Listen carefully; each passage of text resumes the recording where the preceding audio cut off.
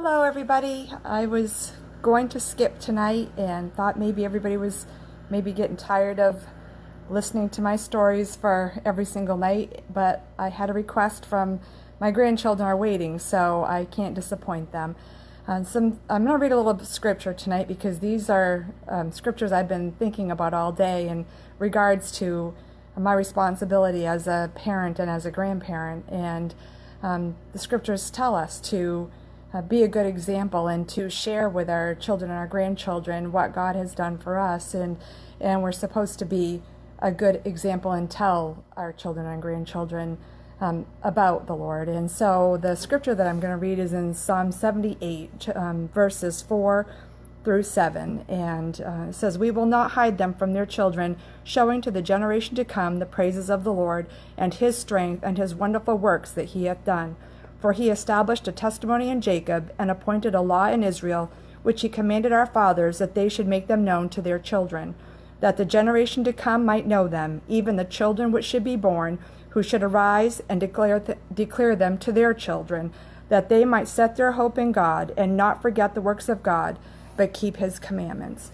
And that's something I've been thinking about for the last several days, but today in particular is really missing my church family and missing my grandchildren, and even we talked about just riding by their house so we could wave to them, because we don't even know the next time we're going to be able to give them a hug or anything. So we're choosing to be thankful. We're choosing to want to tell them about the things of the Lord. And the book that I'm reading tonight is called Casey, the Greedy Young Cowboy. It's a book about being thankful.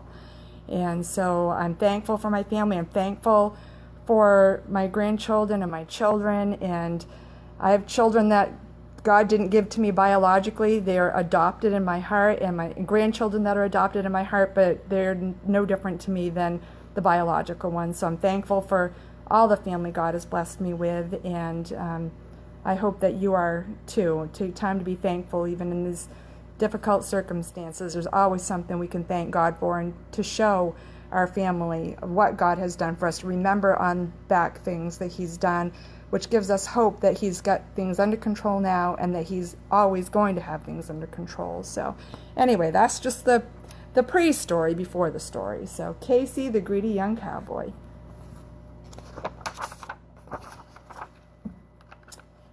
Cowboy Casey had a horse, a purebred pedal horse, of course. He raced it round the kitchen chairs and galloped up the hallway stairs.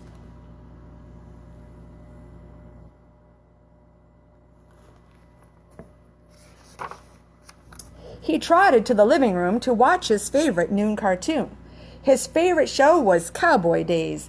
He watched it while his horsey grazed. And as he watched his cowboy show with bucking broncs and rodeos, Casey Cowboy had a thought. "Hey, they've got stuff I haven't got. All those cowboys on TV have more cowboy stuff than me."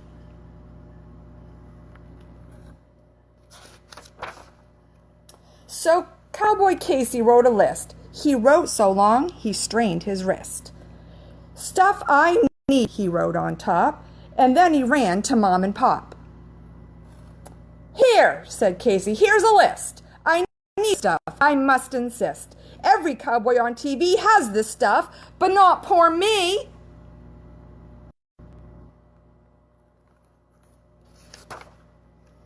His mom and dad were pretty shocked. A long time passed before they talked. "This list is rather long," said Dad. "You sure you need this stuff real bad?" Cowboy Casey nodded yes, and said, "Make sure you get the best." "Now, Casey," Mom said with a frown, "I think that you should look around. We've bought you cowboy hats and boots, silver stars, and 2 6-shoots, but more than that, you shouldn't groan. You have a family, friends, a home."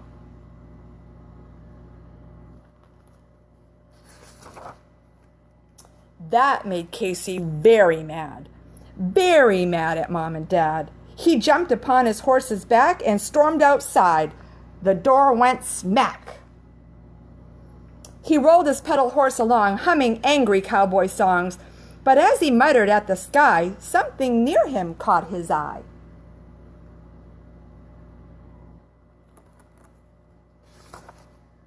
A poster for a rodeo. A rodeo, what do you know?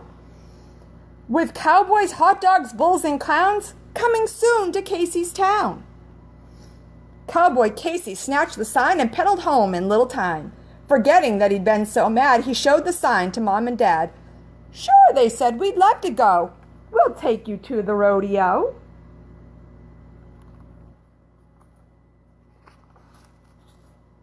The rodeo was big and loud. What a show and what a crowd. They rode on bulls and broncos too. It was like a dream come true. And then there came a big surprise, a cowboy who was Casey's size.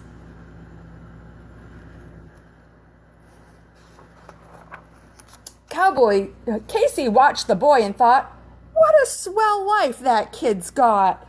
His parents must be really great. I bet that he's not even 8. The boy, whose name was Bronco Bill, had a trailer on a hill. Casey watched Bill go inside, and then he took a little ride.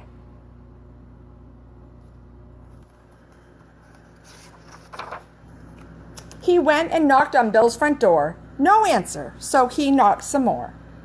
He opened it and looked around. Then he heard a sobbing sound. And there, in tears, was Bronco Bill, leaning on the windowsill. Oh my, said Casey. Are you hurt? Did you get shot by Black-Eyed Bert? No, sobbed Bill. I just feel sad. I wish I had a mom and dad. I wish I live here all alone, you see, 'cause I don't have a family.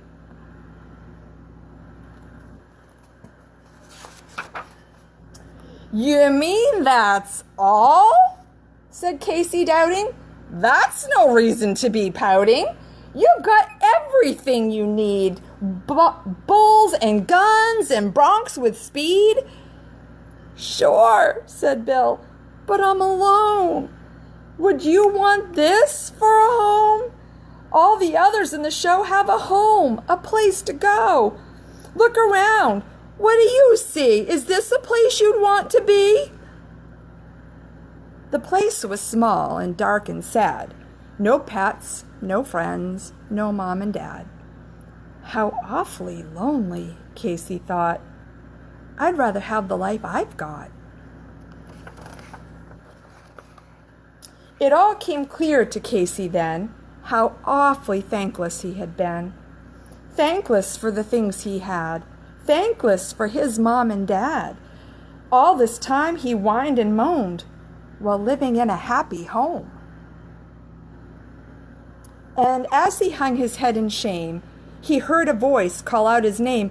Casey! Casey! Where are you? It's time to go. The show is through.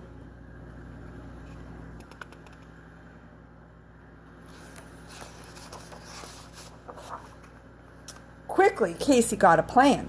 Come on, he cried, and took Bill's hand. Hey, Mom! Hey, Dad! Casey screamed. They turned, and both their faces beamed. Casey, son, where did you go? You had us worried sick, you know.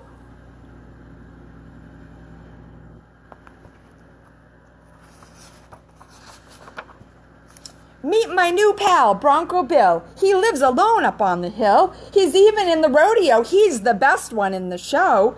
And he's got tons of cowboy stuff. But I found out that's not enough. You see, he has no mom or dad. And that's why Bronco Bill's so sad. He really shouldn't be alone. Don't you think he needs a home? I could sort of be his brother. You could be his dad and mother. 'Cause you're the greatest, Mom and Dad, and having you sure makes me glad.